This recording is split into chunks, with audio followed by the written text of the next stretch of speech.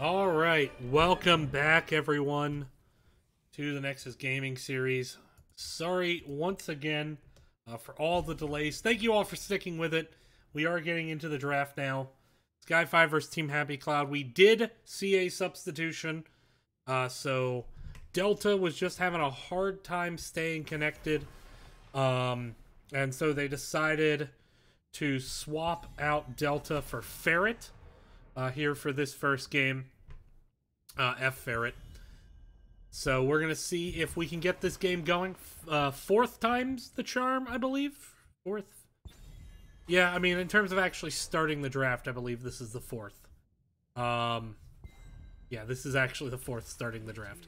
Anyway, this time we got through it though. The first ban phase.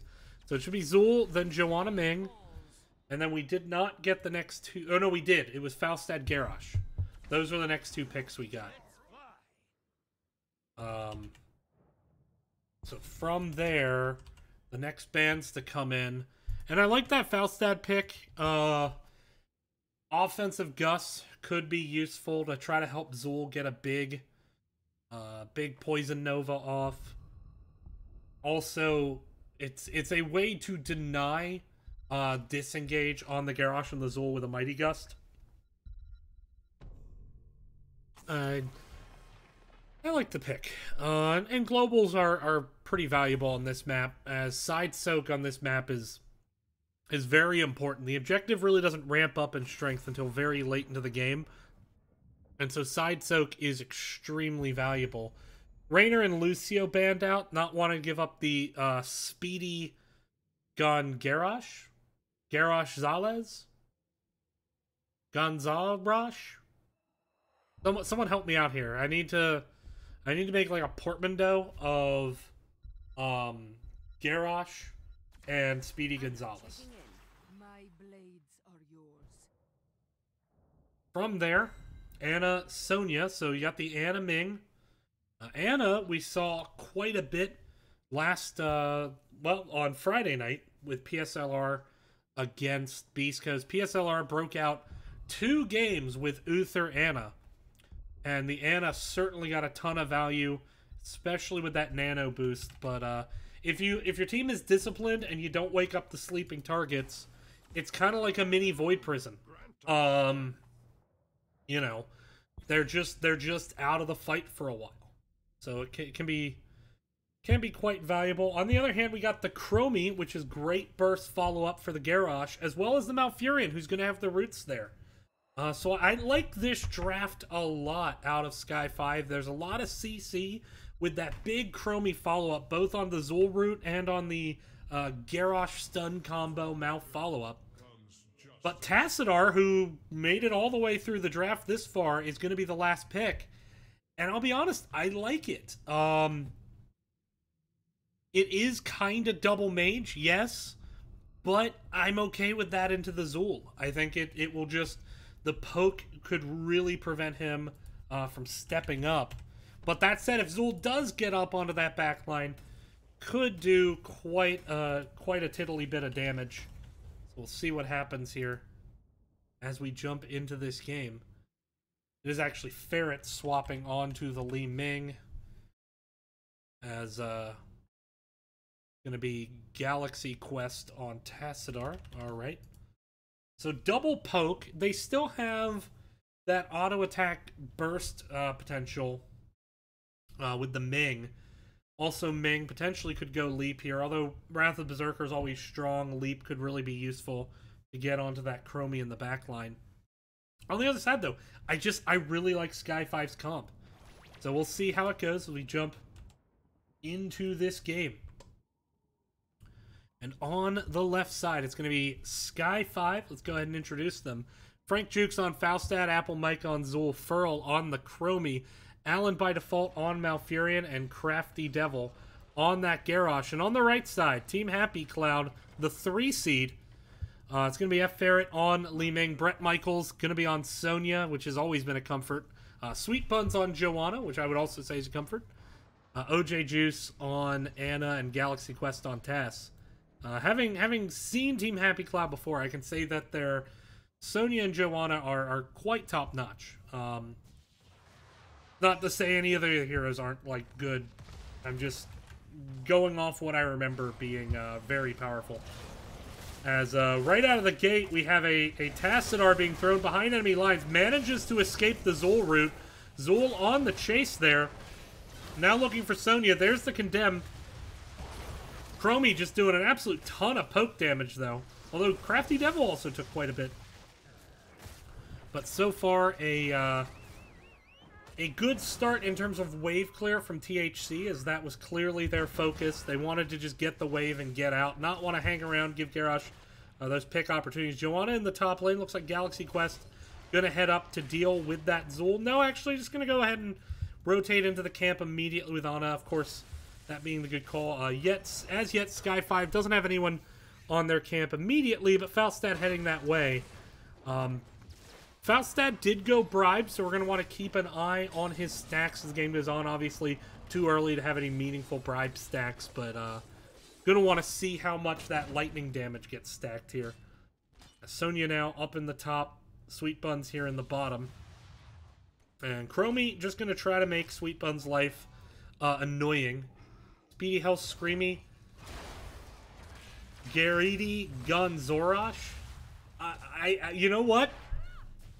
I like it. Garidi Gunzorosh. If that comes up later, that's what we're going with. Garidi Gunzorosh.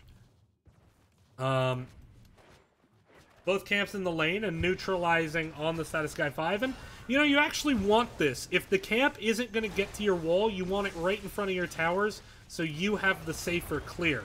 The key is not doing it so late that you actually take tower damage, but that worked out very well for Sky5. They send Chromie up and send Falstad down, so I think some really good rotations here out of Sky5.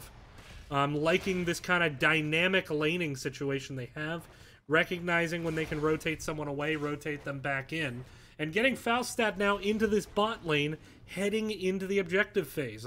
Really, really good macro plays coming out from them. On the other side, Crafty Devil wanted Tass using the wall to save himself, but to call that angle of retreat awkward would be like calling me awkward in high school. It just doesn't quite capture the depth of it. Still though, Tass now going to come down, let Sweet Buns Hearth get some mana, cover the lane for a bit as we head into the first objective phase. Zul also backing there, getting some health and mana, and good time to do it as no loss in terms of XP. Level 4s here for both teams, and looks like Falstad is going to go with that very heavy lightning strike talent. Keep an eye on that, of course. Now able to soak this lane and going to start making the rotation towards the camp, actually, and grab some bribe stacks, as now certainly has it on hand. Grabs one. Only had 29 total, but that'll do, Pig. That'll do. During that time, THC steps up. They do get the channel. Root was dropped on the Joe. She just iron skins it away. Now Brett Michaels, though, having to retreat from this Zul, and Sweet Bun's getting thrown into the back of the enemy team. Now Joanna, not the easiest target to kill. There is the Root, however. Now Sweet Bun's actually getting body blocked. Really good body blocks there by Apple Mike, just to make sure there was some damage there. And honestly, those body blocks made a big difference in the HP bar. So well done there by Sky5, disengaging that, only giving up 13 seconds on the side of on their tribute. Team Happy Cloud now on the defense. It looks like Sky5 wants to step up. They did send Sony and Tass into side lanes to grab some soak. Level 7's here for both teams. Joanna goes in, hits the 3-man condemn, gets thrown out by the Garrosh. Sonya moves into the back, gets stunned. Crafty Devil, though, is extremely low, as is Apple Mike. Brett Michaels also low. Main gets the first kill. Can she pop off and find some more? Furl takes a ton of damage. Falstad, having a hard time, manages to barrel roll out over the wall and escapes.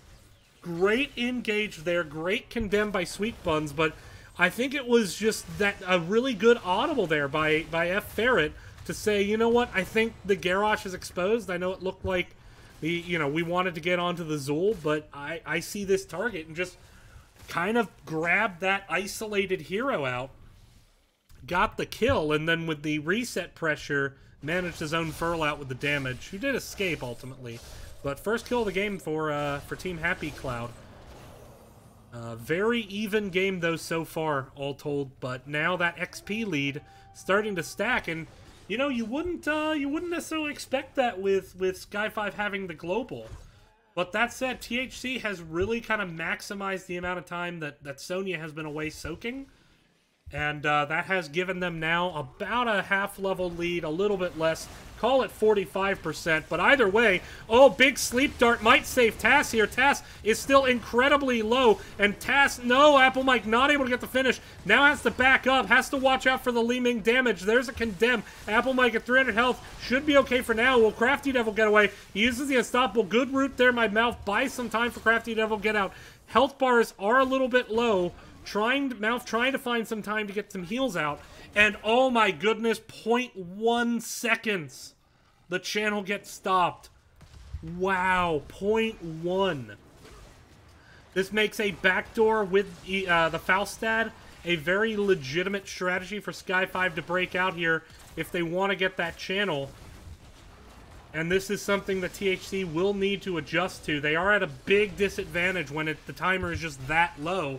That said, right now it looks like they might be able to find a kill on the Apple Mike. Does retreat, rewind comes in onto the Sonya, but it's not enough, and that is Zul going down. And that may be the objective heading over to the side of Team Happy Cloud. Galaxy Quest going for the turn.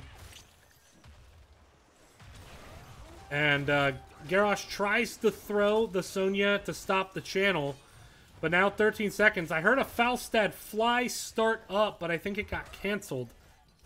They're maybe thinking of going for that back door, but with the prison guards there, it would have been difficult to do, to say the least. And so, despite getting it down to 0.1 seconds, ultimately losing out level 10 to this side soak, Sky5 finds themselves down here and now getting ready to defend an objective. They do get their siege camp into the lane. That will certainly help defend this mid, but with their wall already down, it is already very, very risky. Ming looks like she's going to head to the bottom to push against Falstad. You want to get someone in every lane here, make sure you're getting that soak. Very valuable to do. Joanna steps up with the condemn. Now, Joanna did go punish here, so she is going to be looking for that four-man punish, but even if she doesn't get it, the main draw of the talent actually isn't the quest. Rather, it is just being able to hit multiple targets with condemn into the punish. If you hit 2 or more, you get that big 80% slow, which just, it hurts really bad. Ooh, good stun on the Galaxy Quest. Doesn't have the flip up, I would take it. Tranquility was used there. There's the Mighty Gust trying to force them back in. Falstad is a bit low. Big 4-man condemn, 3-man condemn, excuse me. And it's Anna who's going to get the last touch onto the Falstad, who just couldn't get away after going for that Fly Gust.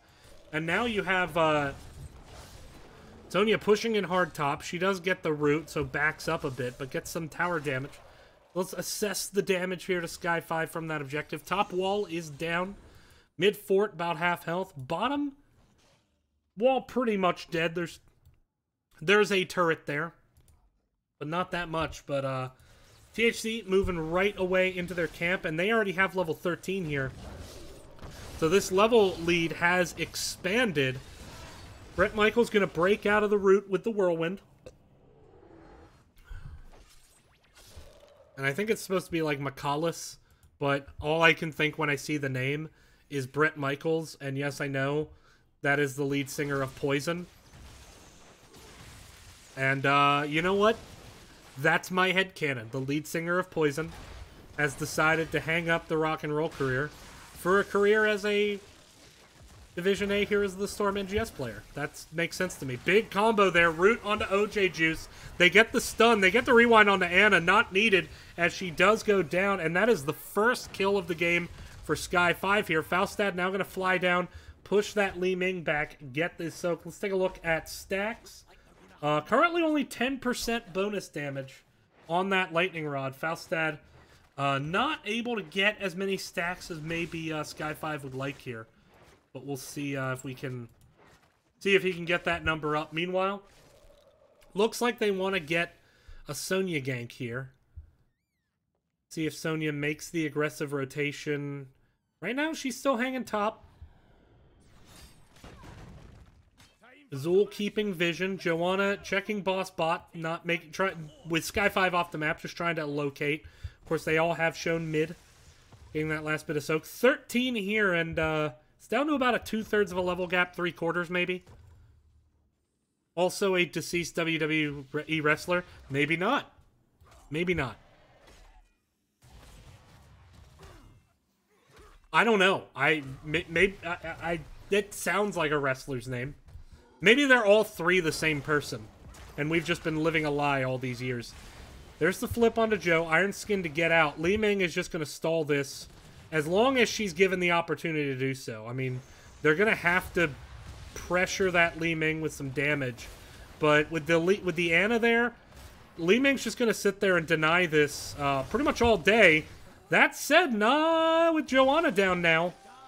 And actually, Furl does manage to get that turn and finds Li Ming in between cooldowns there. Sonya has gone and grabbed the top, so that will get that that super minion. The Knoll, I think, is what it's supposed to be coming in. There's the taunt with the root onto Galaxy Quest. Furl taking a lot of damage. There's the flip. That is an Archon Tassadar, so it could turn around a lot of damage, but does eventually get taken down. So that is a big kill there. Now equal on kills, 3-3. Ooh, Apple Mike needs to be careful, though. Here is Li Ming and Sonya, and that fort is not particularly healthy, but the flank comes in. Do they find OJ? They do.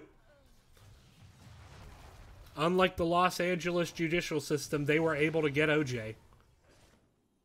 And for that, we are thankful.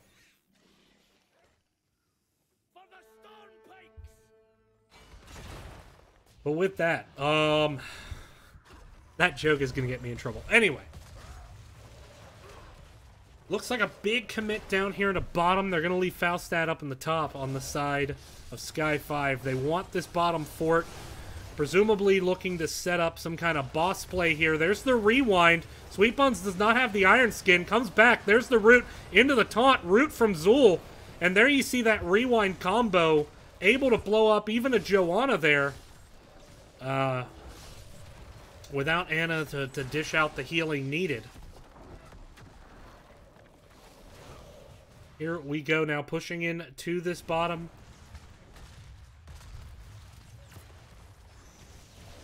Still 4 pushing. It's Sonya and Falstad up in the top. Want to keep an eye on that health bar a little bit. Right now it actually looks like Falstad fairly healthy, Sonya not, but we see the retreat down here.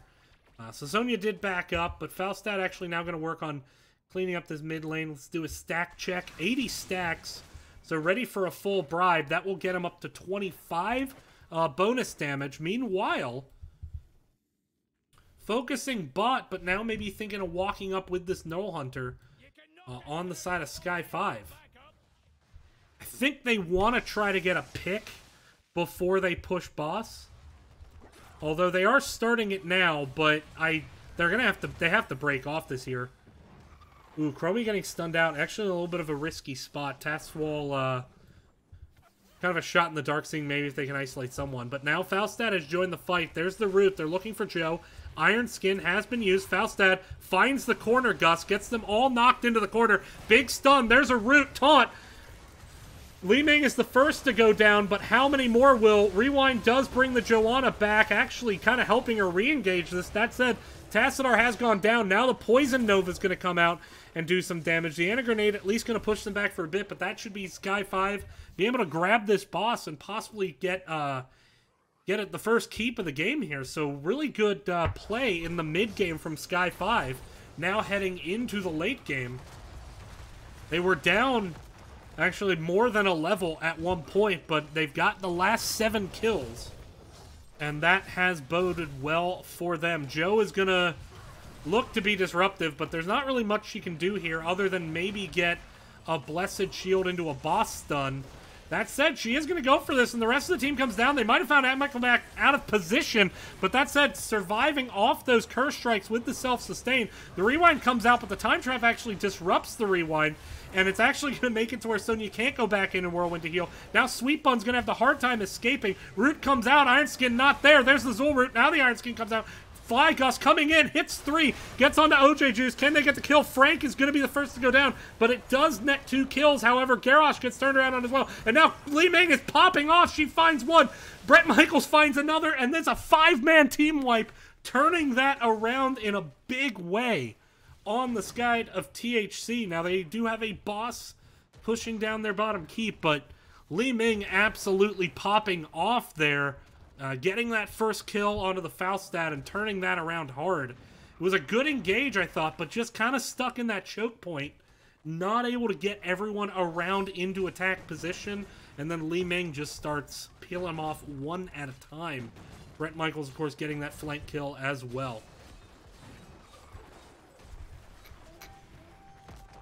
Sonya going to clean that up. Meanwhile, the top tribute has been grabbed on the side of THC.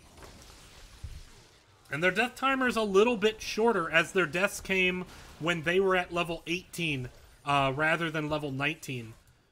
Actually does make a pretty significant difference. Their deaths also just a little bit earlier than most of the members of Sky5. Yeah, Li Ming resets are no joke.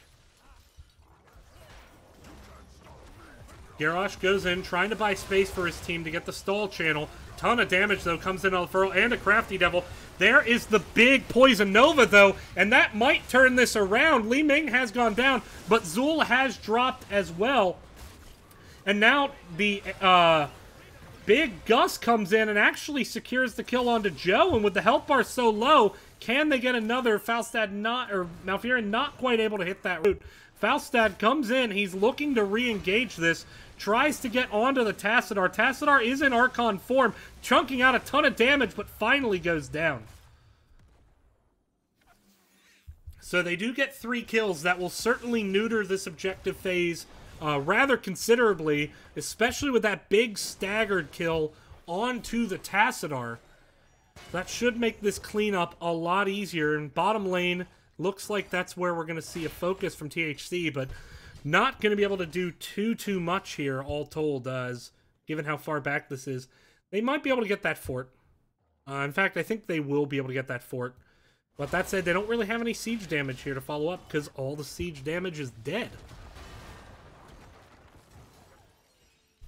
Top cleared up, keep saved, keep wall is certainly hurting.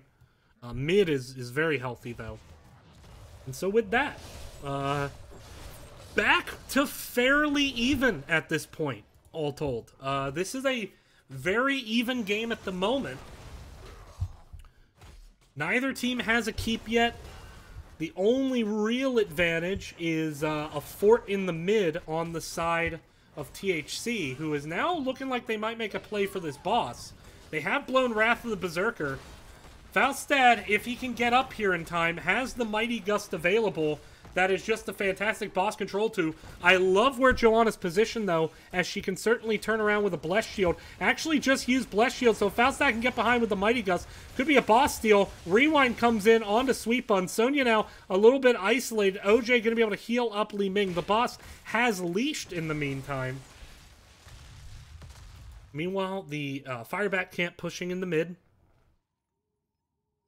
Should take this fort if ignored. Looks like THC, though, not going to ignore it. They did get the Zul kill, but they're not wanting to make a play for that boss, which makes sense. That Mighty Gust just such a fantastic boss control tool. And right now, both teams just kind of trying to clean up their lanes, not lose too much of macro advantage. But as I was talking about, so THC does have that fort still in the mid lane. Gives them a little bit of extra push pressure, as well as just a slight passive XP, although at this point not a huge significant difference. The problem, of course, is that their keep is low, and if they get 5-man wiped on this next objective, which is in the bottom half of the map, that could very well spell the end of the game for them. THC showing top away from the objective. perhaps recognizing that situation, wanting to make sure they keep some type of lane push advantage top. Their camp is pushing in the middle at this point. Sweet Buns possibly looking now with the team rotating down, maybe for some kind of engage. Sweet Buns has got the attention of the Prison Guard. Galaxy Quest gonna look for this channel and does get it to go through, so the clock is ticking now for Sky5 to get onto this, and that's the situation Li Ming wants to be in. Big damage there off the Sleep Dart onto the Garrosh, with the Li Ming combo hitting right as the Sleep Dart did. That Mirror Ball is just gonna chunk. But the point has been neutralized. That's at Crafty Devil now getting quite low. Malfurion having a hard time stepping up into this Li Ming, looking for those Moonfires.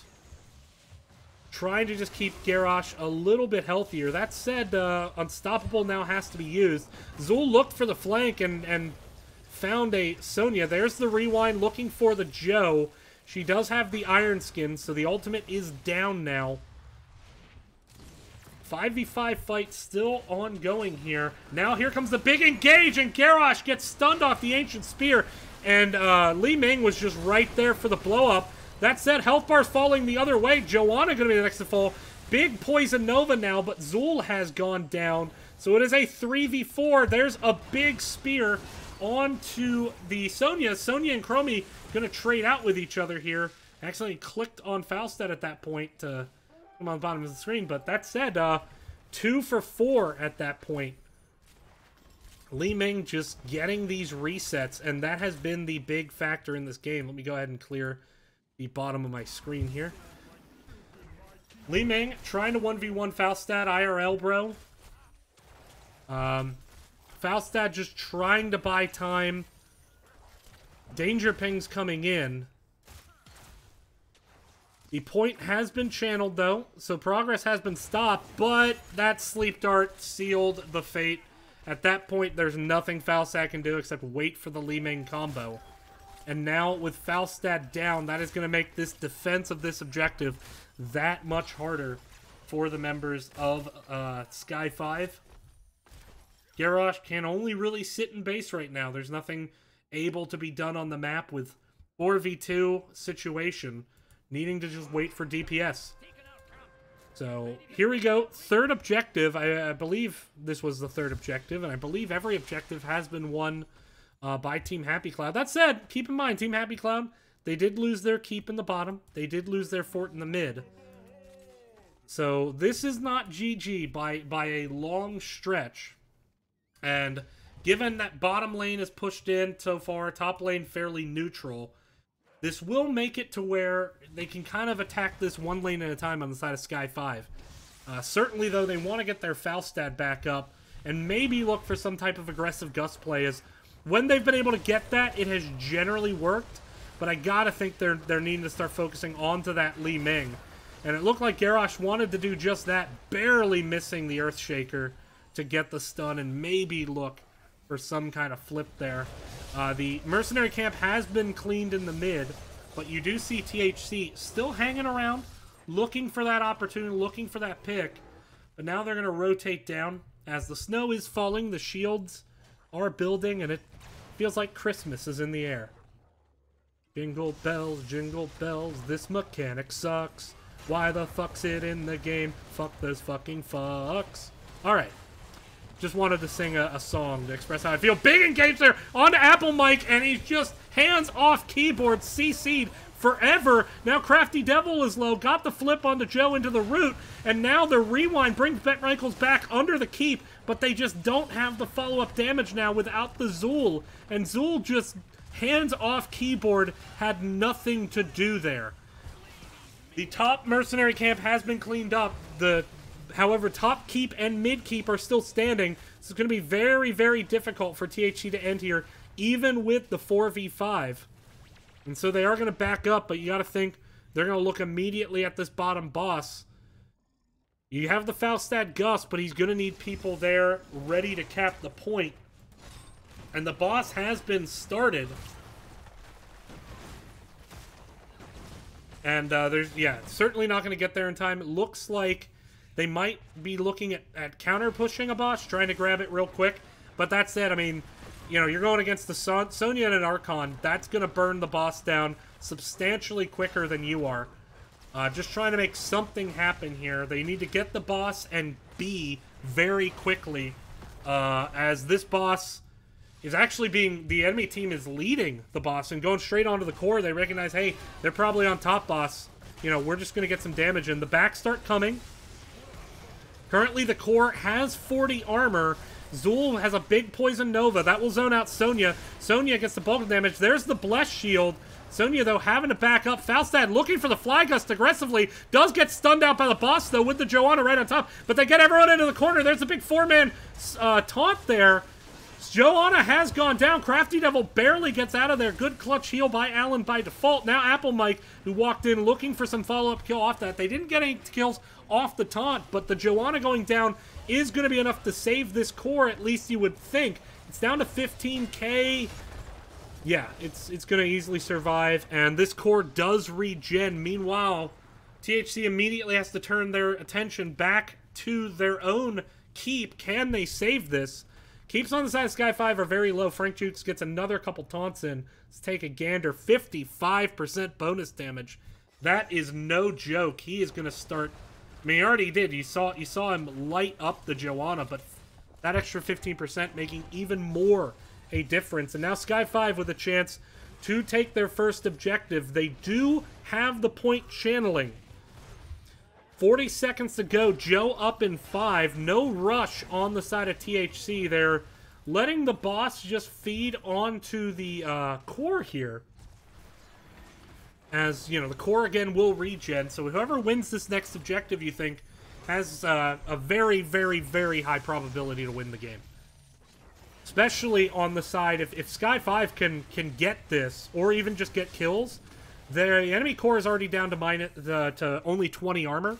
So they could be killed a lot faster. 15 seconds to go. Good decision by Sky5 there, though. They needed to back up. They have to recognize the stack coming in the bot. And you're exactly right. Unsuccessful core calls on this map can be so detrimental. Crushinator, really, really good point there. This map, it can feel snowbally right up until the point where it isn't snowbally. So right now, it looks like this poke war just being won by this TAS Li Ming. Now Chromie and Falstad having to walk away. Sky5 split. They're going to have to retreat, get onto the same side of this little structure here. Frankie Jukes, of course, can come in, look for the Fly Gust. There is some big damage onto the Tassadar. Frank Jukes on the flank. And this is a very tense moment in this game. Fight getting very spread out. Apple Mike is low once again. Is going to be able to escape this, however. But that will allow Sweet Buns to start looking for this channel. And does get it to go through. So 48 seconds and counting now. And now you're kind of stuck attacking from a choke point into a wide space. That said, doing a good job to get a foothold here. But Mouth needing to find some time. There's the Tranquility. That might help. Big taunt onto the Joe. Joe is going to drop the Poison Nova. Ferret is extremely low as well, but does get a kill onto the Garrosh, and now getting heals from Anna. So it is a 4v4. Sonya flanking onto this back line.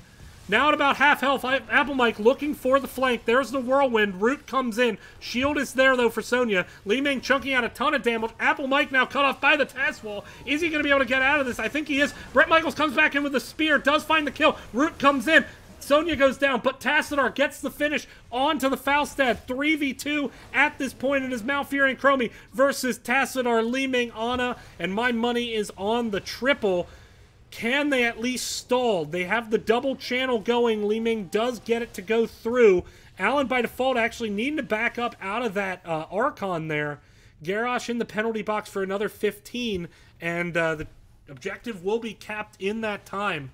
And so I think in this insanely close back and forth game one, I think every objective has been won by THC despite that.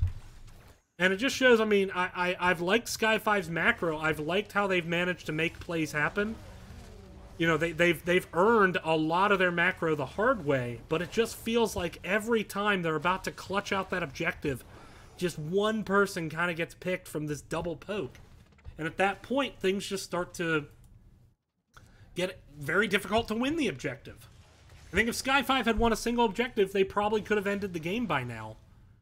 But that said, the game is not over yet, though this is going to take a substantial defense, to say the absolute least. They're going to need to get kills. They do have Falstad cleaning up the camp here in the bottom. They are cleaning up in the mid. But now you have the objective pushing onto a boss with no armor. And I just don't know if Sky5 is going to be able to save this. They need a big Mighty Gust into a Poison Nova and a taunt. Zul steps up looking for the Poison Nova. Gets interrupted out of it. No, does get it off, but with 0 armor, that core very weak. And that was a 31-minute game 1. So, guys, I know it's 9:51. That was game 1. And that was just because both teams, I thought, really left it all on the table there. But when it came down to just those critical moments, it felt like THC just kept winning them. Anytime it looked like Sky5 was about to flip the scale, all of a sudden THC makes a play. And kudos to them. Hell of a game number 1. We'll be right back for game number 2. Stay tuned. It's THC up 1-0 over Sky5 in this Division A quarterfinal matchup. We'll be right back. Thank you for watching.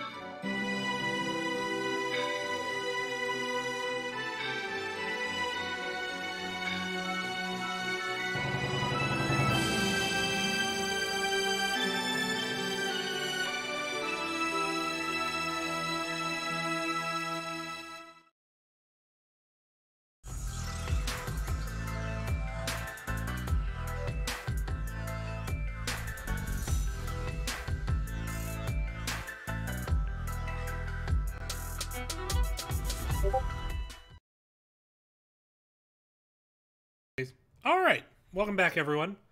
As we jump into the draft for the second game, it is going to be Tomb of the Spider Queen as chosen by Team Happy Cloud. Absolutely crazy game one. 31-minute game, ultimately won by THC. If you looked at the objectives, you think it wouldn't be close. It was an extremely close game, but it just seemed like THC always had the answer at the most critical juncture. I think a lot of it had to do with All-Track Map Pass is a map that very, very much favors poke, and I think they just had more of it with the Tassadar and the Ming. Yes, Chromie is an exceptional poke hero, but I think it literally just came down to 2 versus 1 there, and that was the difference. To that end, looks like we should be jumping into the draft for game number 2 here in just a second. Just like I said, I'm psychic. Or they counted it down and I just timed it off that. Either way, it is Tomb of the Spider Queen map 2. Different map from Alterac in a lot of ways. Alterac tends to be certainly not as big as Sky Temple, but it is a bigger map. The lane's a bit more spread out. Tomb of the Spider Queen, on the other hand, very small, very brawly. Not as much. It's interesting because wave clear is super important, but there's not a ton of macro on the map. Despite that, not a lot of epic decision making to be made. The map tends to be very predictable. So we'll see who that favors here. Team Happy Cloud choosing the map. Sky5 sticking with first pick despite the loss on game 1. They are going to deny the Rhaegar once again. Should note we have Delta coming back in for this game. As let's see, OJ Juice, who I thought played an exceptional game on the Ana, is actually subbed out here for R275 Delta. Deckard is the pick from Team Happy Cloud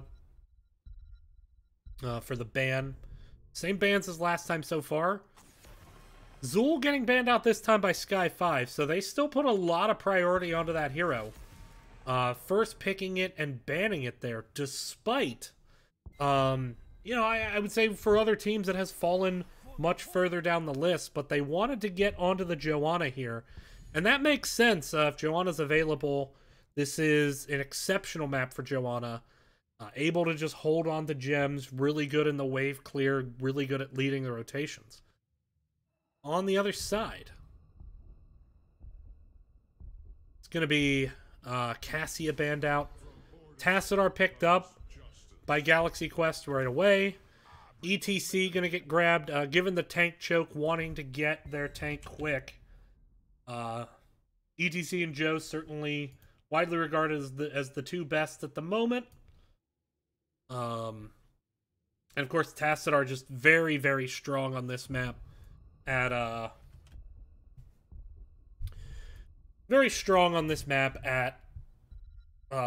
wave clear, at looking for maybe ganks with the Tass wall. And actually, Apple Mike gonna grab the Sonya here to take it away from Team Happy Cloud.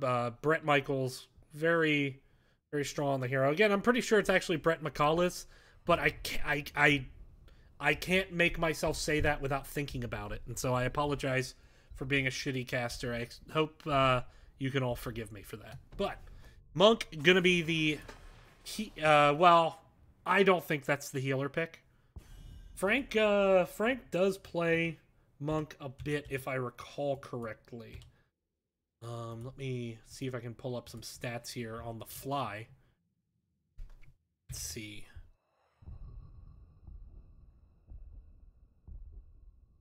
Taking a look at... Yeah, 8-0 on the hero. Goodness. 8-0. So... Frank Jukes with the damage Monk. I like it. I like it. I knew Frank Jukes played Monk because I've seen Sky5 this season. I didn't realize he was 8-0 on the hero. Good lord. That said, they need to get some kind of wave clear into the 4-man, I think, to follow up on this. Sylv Stukov coming out.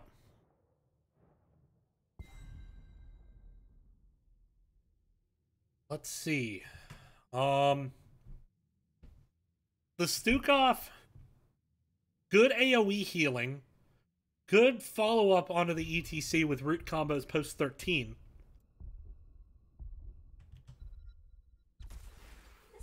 Sylv obviously good on the map. I love the damage combo of Sylv Tassadar.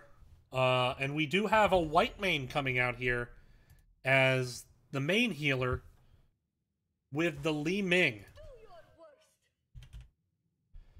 Now, this is definitely not Li Ming's best map. Wave clear is pretty important here. That said, it is brawly. You can do a lot of poke damage. And if you are able to just out-damage the enemy team, that leads to soak advantages, even if it doesn't turn into kills. Allows for a lot of turn-in disruption as well. So, not as bad as I would say if this were like Infernal Shrines. I'd be like, what are we doing here? So, to that end, of course, Infernal Shrines banned out, so I'm not going to have to eat those words tonight. Yrel, the last pick. So I say this as a Stukov player. I've never liked playing with Yrel as Stukov, and here's why. Stukov, and granted, I play a different build than a lot of people, which is to say I'm bad.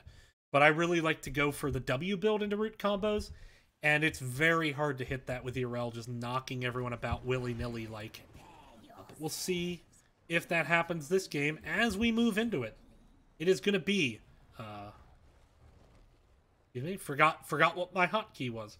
It's going to be on the left side, Sky5. We're going to have Frank Jukes on the Monk, Apple Mike, going to be on Zul, Crafty Devil, on Joe. No, Apple Mike is not on Zul, Apple Mike is on Sonya, forgive me. Alan by default on White Mane, and Furl on the Li Ming. And on the right side, Team Happy Cloud looking to close out this series and punch their ticket to the Division A East Finals. It's going to be Ferret on Sylvanas, Galaxy Quest on Tassadar. We got Brett Michaels on the Yrel, Sweet Buns on ETC, and it's going to be Delta on the Stukov. Level 1 talents coming in. With the spell armor coming out from the Li Ming. Try to limit some of that burst from the Tassadar Q. Good damage there onto Ferret. Stukov, though, going to be able to heal that up pretty easily. And this is a reactive Ballista Spore Stukov. So the goal there is to... The main draw of that is it's not a hard condition to proc to get the reset. If you take damage that puts you below 50% health, you get that reset. It does have a long cooldown. But that said, it lets you throw out a heal early in the fight, knowing that if things start to go pear-shaped, you have that second trait potentially coming in. And more and more, I've resisted that talent, but I'm starting to realize it's actually really, really good. To that end, slight rotational lead at the moment on the side of THC, and they do rotate into their bruiser camp with 3 people early, really wanting to get on top of that.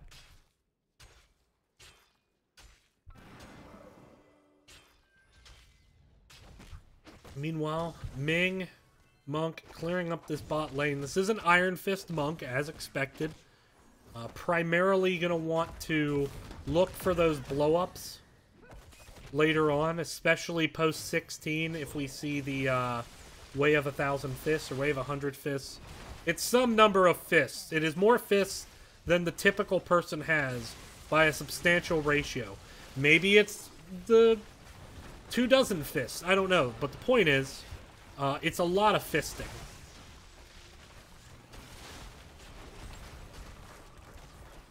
White Mane going with that Pity the Frail as well, so that does indicate those 13 and 16 talents will be focused towards empowering that W, but and that 13 and 16 spike for Whitemane is absolutely massive. Absolutely massive. But this map can also snowball a bit. Not as much as it used to, only because this map is so fucking hard to end on right now, it feels like. That said, already a structured lead in favor of THC. They do get down this mid-wall. But Gems fairly even. 11 to 12 turned in, although Crafty Devil actually drops 11. So that does give a big advantage to Sky5 having that little lead there. Their wave clear is kind of oof, and that does concern me. They have the Joanna and nobody else on their... Well, and the Sonya. And nobody else on their team really has wave clear. I mean, Monk, at least he's Iron Fist. That helps. It's better than if he were, like, Transcendence. And God, don't even get me fucking started on Insight. I swear. But with that, now that wave clear starting to catch up with Sky5 as Joe finds herself defending in the top. And with such a late damage spike in terms of where these heroes really start being able to kill people, you know, that's gonna hurt Sky5 in this early game. They are very, very much playing for that late game. That said, post 20, there's a lot of really good talents on the side of THC. You potentially have the Death Mosh. You have the Twilight Archon. Granted, Stukov basically doesn't have a level 20 tier almost. Still will get Bolt, making her very hard to kill. And speaking of Sylv, pushing into this bot lane aggressively. Good task wall preventing Whitemane from really stepping up on the target she wants. And now Apple Mike might have overextended a bit. Going to be able to escape. Actually, Frank Jukes finds Ferret there. Going to get some punches in. Joanna still holding that level 7. Do we get the punish? What's that about Insight? Insight is a meme talent. And even when you finish it, it's not as good at healing as Transcendence. And fight me, bro. Fight me IRL.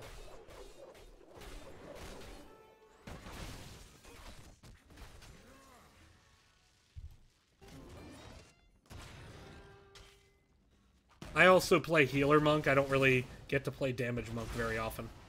I mean, Iron Fist is obviously the most used talent, just because generally if you're going with Monk, you don't want to get into a poke war.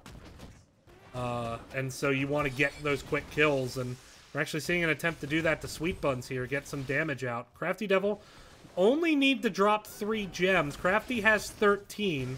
Nobody going to be able to sneak into the bottom here, though. Furl has 4. Alan by default.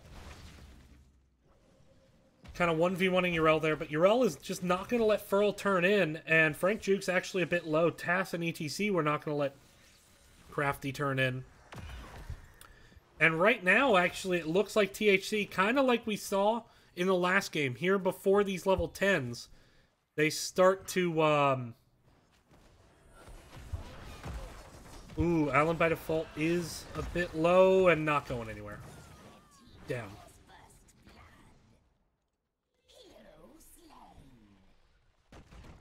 I mean, Feldroth, there's a lot of people who play heroes a lot the wrong way. I'm just saying. There's a lot of heroes. There's a lot of healers that people play wrong. I'm just mostly joking around, but I'm actually kind of serious. Anyway, power slide there, ETC defending top. They did finally get turned in on the side of Sky5. They are about to be down level 10s, though, and here it comes. They need to be very careful here. 10s could be snap-picked. Flailing swipe from Stukov, waiting on the 4 others. Archon. Top wall has gone down. Mid wall already down, so you're seeing damage directly onto the fort. Same with bot wall. Top does get cleaned up, though. Now level 10 here. ETC still holding 10. Now has gone with the Mosh. Looking for it here.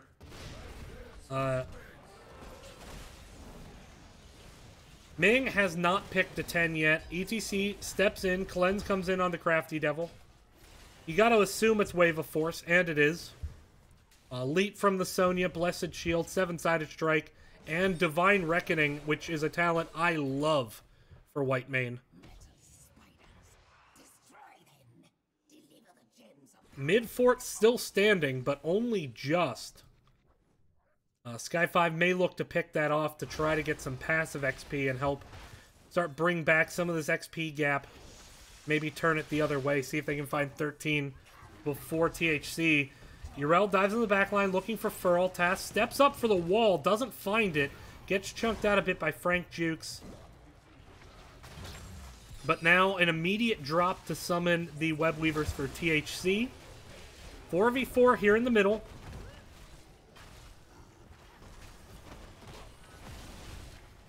Web Weaver spawning, now 5v5. Big condemn there from Joe. Doesn't pull the trigger on the Blessed Shield yet. Apple Mike is in a really awkward position here. But there's the big Divine Reckoning that will keep it alive. And now Galaxy Quest actually stuck in the Reckoning. Does go down. Wailing Arrow not able to save. Li Ming gets the finish there. And they are able to clear up this Web Weaver. And now should be able to get to their side lanes to defend. Bot Fort has gone down.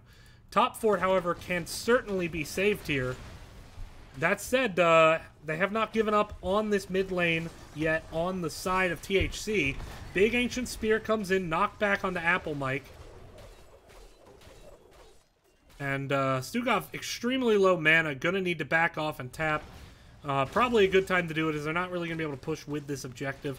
Hovering in the mid, seeing if they can get some chunk onto this fort.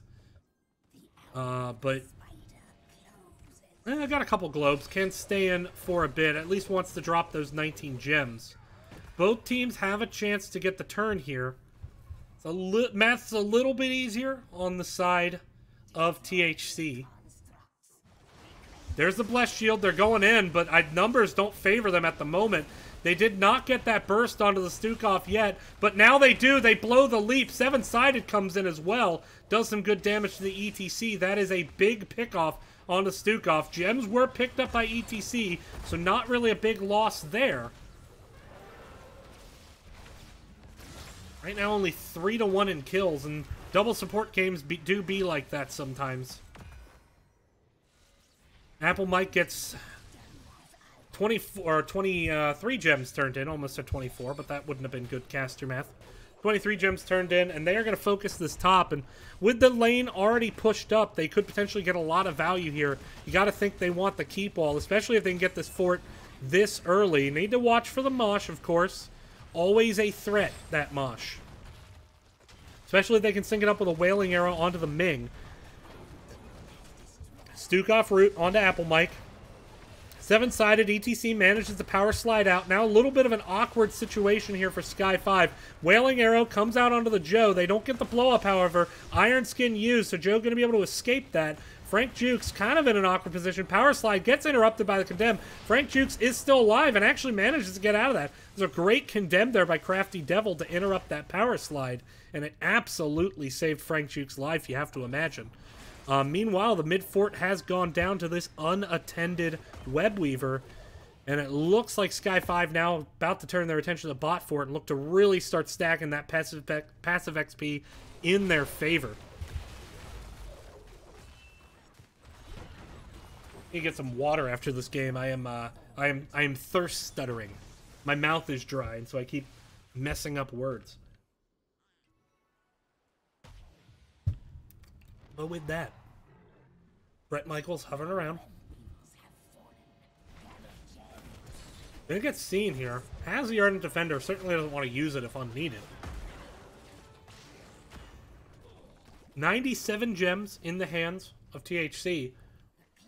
It's enough that if they can... Oh, Brett Michaels has to jump out. A lot of damage. There's the leap. Can they get the finish? Ardent Defender with the spray. Blessed Shield used. Doesn't connect. And Flailing Swipe, so a lot of tools used there by both teams. The leap, the Blessed Shield, the 7-sided on the side of Sky5. Flailing Swipe and Ardent Defender used on the side of THC.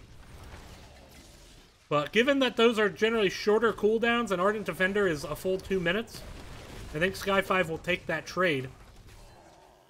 That said, they gotta be careful about a Mosh here. They can't pretend that that is not a legitimate concern, and I think it's wise for them to back up and not try to force this camp right now. They don't want to fight into a position where a big Mosh could come out and really turn this game. Right now, though, despite the XP lead, it feels like Sky5 just playing a lot more their style this game. ETC almost has a solo turn. ETC has 54 gems. If he picks one more up, it could turn into diversionary tactics, where 4 go one way, ETC goes the other. Frank Jukes goes in to get the interrupt, but now there's the Mosh. Divine Reckoning, though, comes out, and, big leap onto the backline. Stukov and Ferret both low. Stukov going to be the first to go down. Sylvanas using the E to get out of there. Now, Furl a little bit low. Brett Michaels going to be able to walk away from this one, but that should net a lot of time for Sky5 to stack up some gems of their own and start looking to maybe drop the gems they have. Still 112 gems on the side of THC in hand. And you got to be careful, because if you drop those gems, it is almost a game-losing situation. If they get 5-man wiped now, it's almost impossible to imagine they could come back from losing that much potential energy in terms of gems. Not to say impossible. I've seen it. Sweet Buns, 59 gems. Has the solo turn. But that said, really good vision control here by Sky5. We talked about how the Li Ming is certainly going to be able to poke these turn-ins, and that is certainly coming to fruition. Frank Jukes also playing kind of a pokey monk there. Good dodge onto the Stukov root combo. 27 gems. They need 7 more for Sky5 to have a turn. But they just have seemingly a rock-solid control on the middle of this map right now. And it just seems like THC cannot find the hole in this defense to look for that turn. Really, really textbook vision control by Sky5. I'm very impressed with how they are doing this.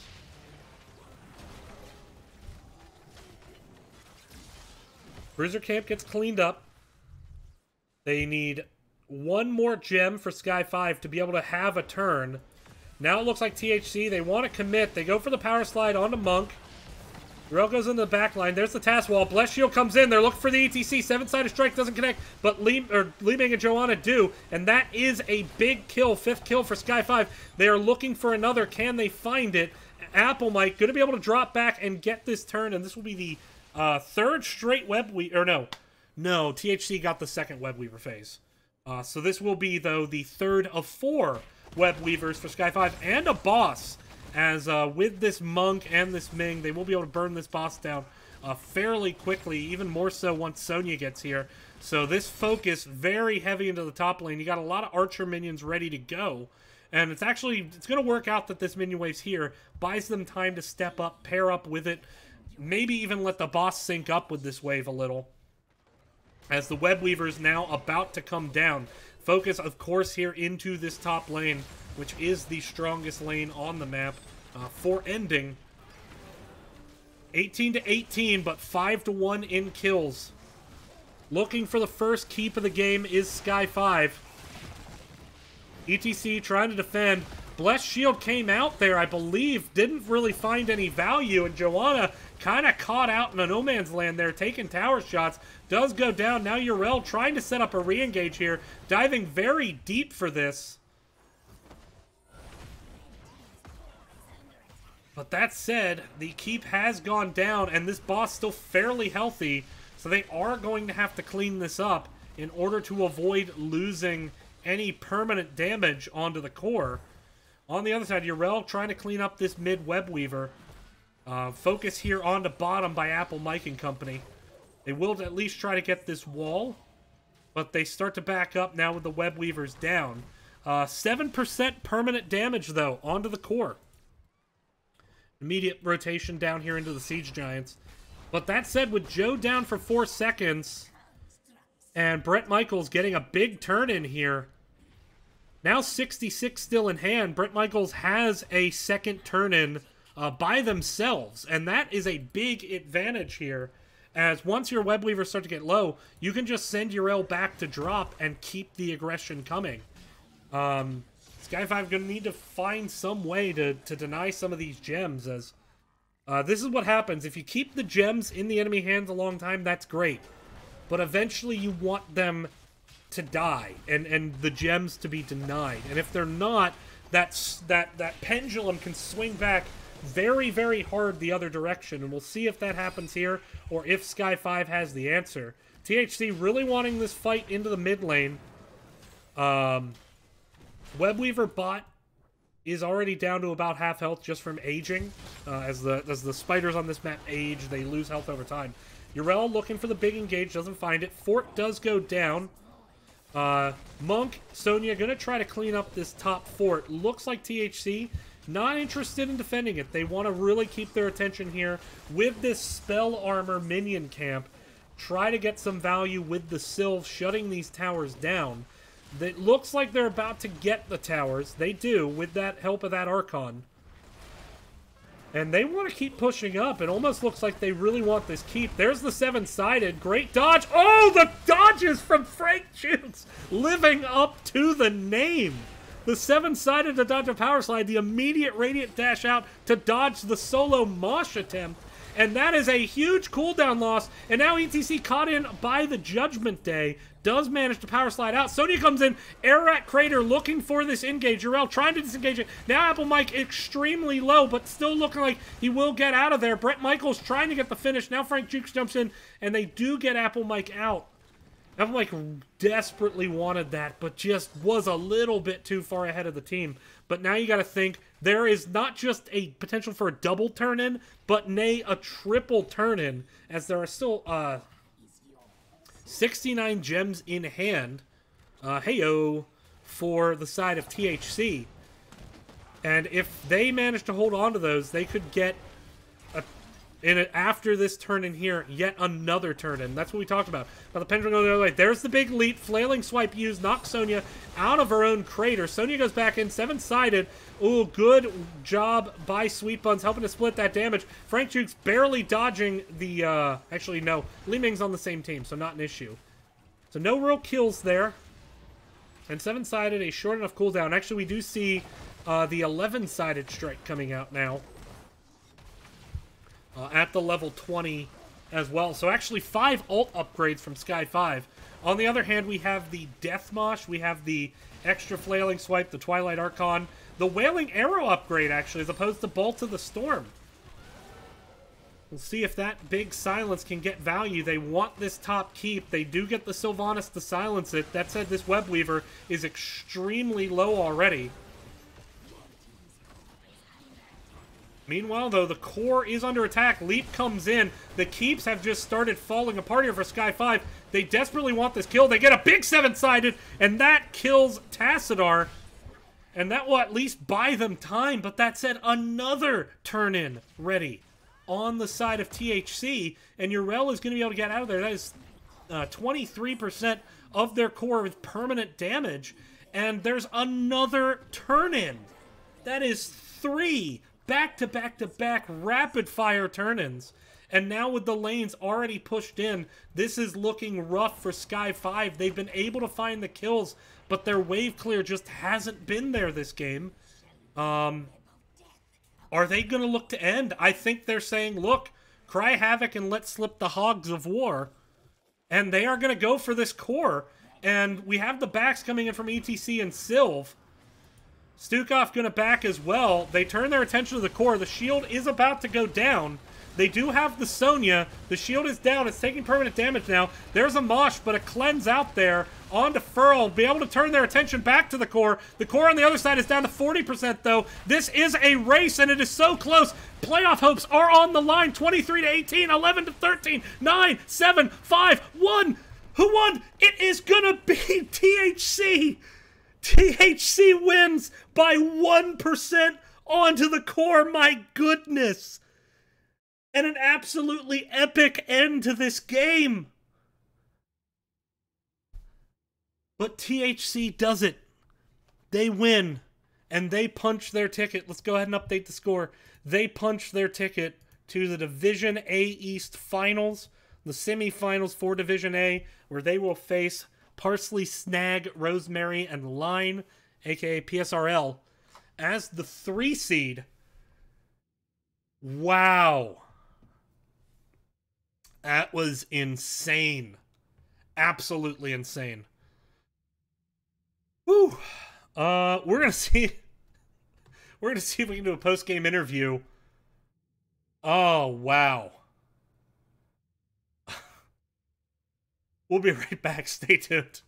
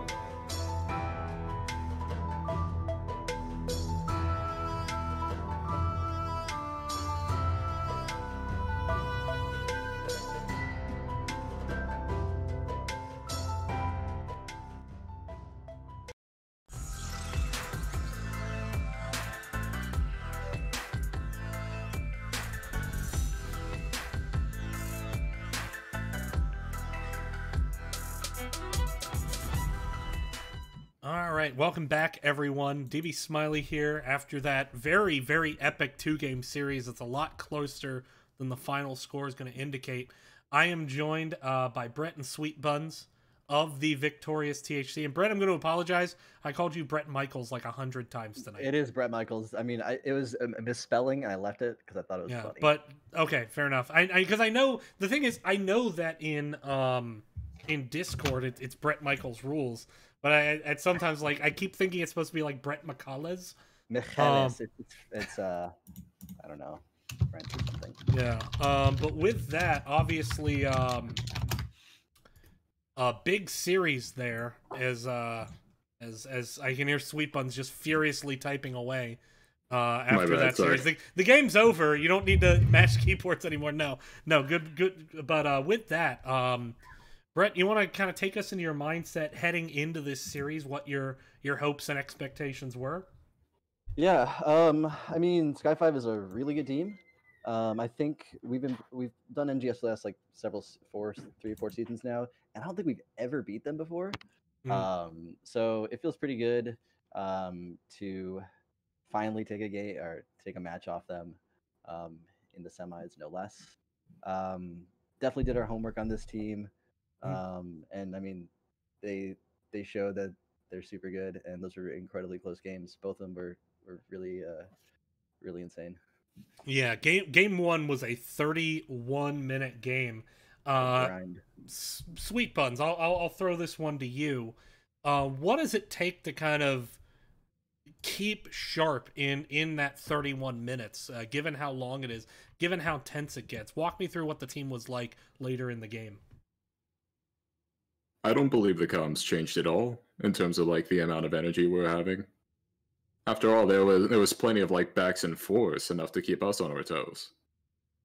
It's not like if it was consistently going one way, the game wouldn't have lasted that long in the first place. Mm-hmm. Yeah, I mean it was a back and forth game. Now you guys won every objective but still, you lost first keep of the game. You were down 2 keeps to you're down 1 keep on your court and 2 keeps on theirs. How?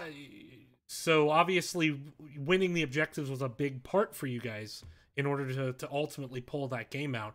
What was working so well for the objectives for you, where you managed to win all of them, despite how even the rest of the game really was?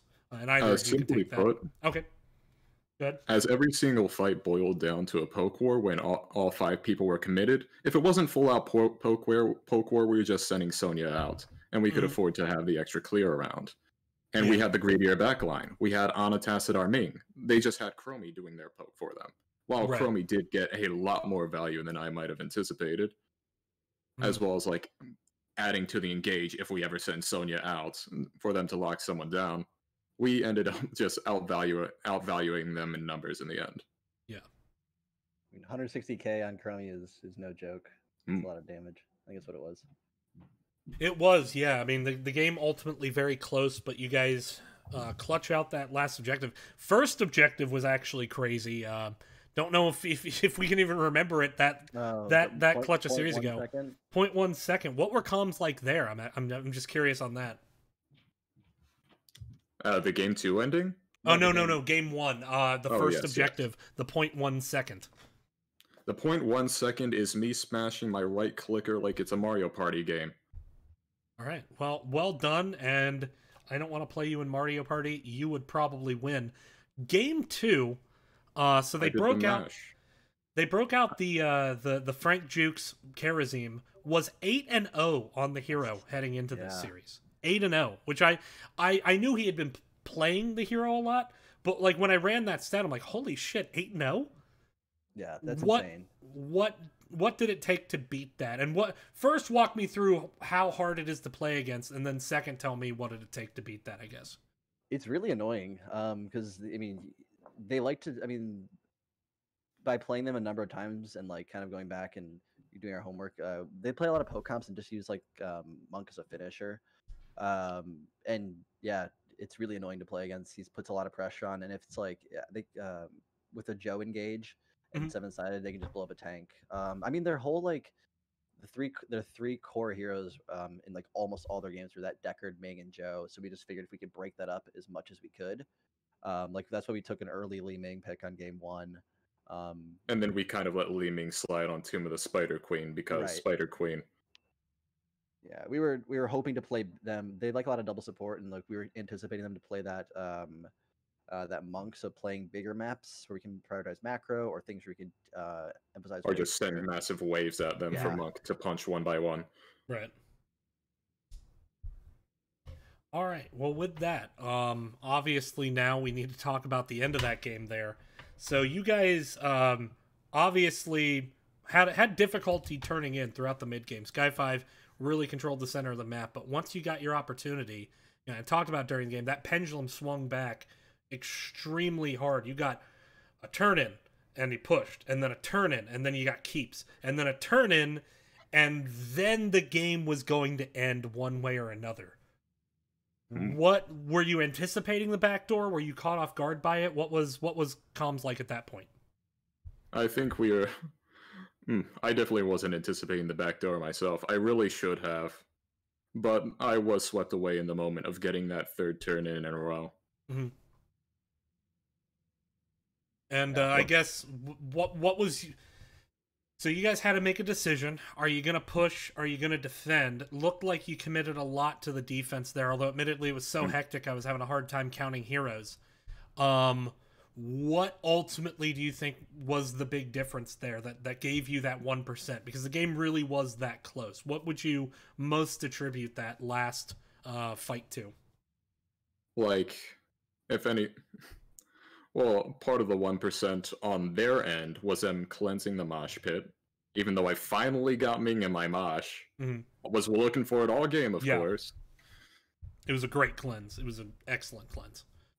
Little mini bumps onto their melee heroes. If I would have optimized it, I might have put URL in defense, but it definitely worked out in the end. Yeah, I mean, you guys ultimately get the win. And it's just scaling of the objectives and the fact that the objectives were one after another, so the lanes were already pushed up. Yeah, the lanes, I mean, the first objective only kind of got the lanes to mid, maybe got a couple fourths, but then it was like the next one took out 2 of their keeps, and their third keep had like an HP left, I think, just like an HP, and then obviously winning at the end. But with that, you guys now will move on to face Parsley, Snag, Rosemary, and Line in the Division A East Finals, before you go on to face the winner of Tainted Orphans and Regen Retro for the grand final. So you tell me first, what's it going to take to beat PSRL, and what's it going to take to win Division A? Either of you can take that. Let's see. PSRL is a good team again. They beat us 2-1, I think. We've been watching their games. At least I have been. I think some of their members as well. And I think it's just when you're, I don't know. I guess we're doing like a lot of homework more now in these playoffs than in the late season. I truthfully haven't looked that much at Div or the West, and you said it was Minion. You said Minion no, not Minion Miners. Tainted Orphans versus Regen Retro, if I remember. Oh, Regen Retro, yeah. So Regen Retro beat like Phoenix Retro. Rising Ruby, and Tainted Orphans beat Minion Miners. Okay. I mean, we played Regen Retro a number of times. So we kind of know what to expect from them, but I don't know who the other team is. But PSRL will be a good match. I'm looking forward to the Div A East Finals. It'll be a really hard game as well. All right. Well, with that, congratulations on the win. Yes, it was a 2-0 series, but it did not play like a 2-0 series at all. So, really good job clutching that out in game 2. That was the craziest shit I've seen as a caster this season. So thank you for that show. I had fun. And with that, the floor is yours. Yes button. Yeah. And with that, all right, go ahead. Thank you. Yeah, no worries. And with that, the floor is yours for shoutouts. Go ahead. Sweet. It's all you. All right. So we're working up with OJ. His honor was fantastic in the first game. It was. Like, God diggity. Okay, he was missing a few healing darts on that Li Ming. I saw those. I counted them. But generally, fantastic. He was a main engine for keeping us in the fights. There's Galaxy ripping out the Tastadar as well. Really putting out all that damage. Both games, the massive player. He didn't get picked, at least in my memory. We got Ferret rocking the first game in Li Ming and rocked all the way into the second game with Sylvanas, which was huge for our macro pressure. We got Delta. Do we have Delta? You had Delta game 2. Well, okay, we got Delta. Delta played Stukov. Okay, yeah. Okay, I gotta make 6 shoutouts now. Oh, he played Stukov. He disengaged when we needed it. He kept everybody else alive after they got their first pick, which allowed us to stay in the game. There's Brett. He didn't die much. But, like, there's so many times where Brett is going aggressively on the map. I'm like, how is he doing this? How is he getting away with this? The enemy team could be anywhere, and he gets out every time. It amazes me. And he also provided the key disruption for all the fights. Mm-hmm. Am I missing anybody? And shout out to Sweet Buns for being our strong boy in the team, holding For up that flexing. run. Yeah. Thanks also to you, Arrow, and or not Arrow, sorry, Smiley. No, the other bald one. Not not Baha. The other bald one. Yeah. Yeah. Thanks for the cast. Shout out to Sky5. Really good series. And thank you to everyone in my house for tolerating my yelling after game 2. The ending for game 2. GG's. All right. Well, thank you both, and best of luck in the A East Finals. Of course, I also said that to PSRL on Friday, so it's going to cancel each other out. You're going to have to do it yourselves. The bald guy luck won't help you. With that, thank you all for watching. That is the last Division A quarterfinal match. And actually only 2 quarterfinal matches remain in B West tomorrow.